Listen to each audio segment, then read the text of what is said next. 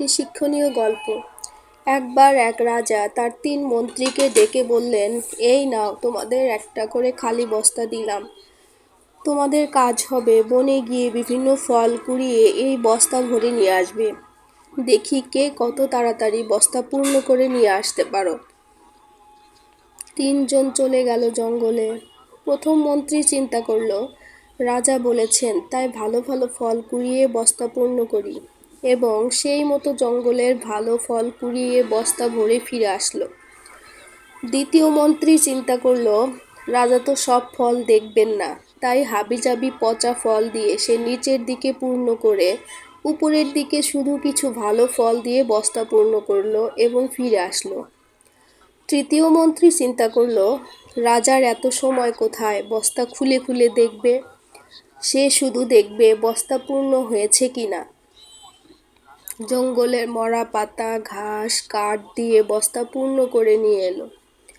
৩ মন্ত্রী রাজার দরবারে হাজির। রাজা সবার বস্তা পূর্ণ দেখে খুশি হলেন। তিনি বস্তাগুলো খুলেও দেখলেন না। তৃতীয় মন্ত্রী নিজের বুদ্ধির কথা চিন্তা করে নিজেকে বেশ বুদ্ধিমান মনে করতে লাগলো। রাজা একটু সময় নিয়ে তার মসনদে বসলেন এবং ঘোষণা করলেন, এই ৩ মন্ত্রীদের তাদের বস্তাসহ ৭ দিনের জন্য কারাগারে পাঠানো হোক এবং প্রত্যেককে ৩টি আলাদা আলাদা কক্ষে রাখা হোক। এই ৭ দিন তাদের কোনো প্রকার খাবার দেওয়া হবে না। যেমন কথা তেমন কাজ। ৩ জনকেই কারাগারে পাঠানো হলো।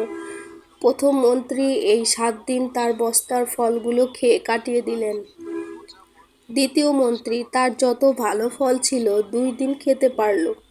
বাকি দিন পচা ফল খেয়ে কাটানোর চেষ্টা করল, কিন্তু তিনি অসুস্থ হয়ে পড়লেন।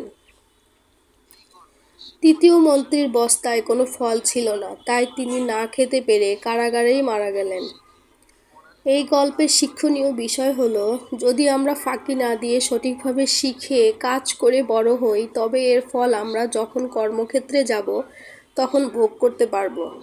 শিক্ষণীয় গল্পটি ভালো লাগলে শেয়ার করে অন্যদের জানার সুযোগ করে দিবেন। সবাই ভালো থাকবেন। আল্লাহ হাফেজ।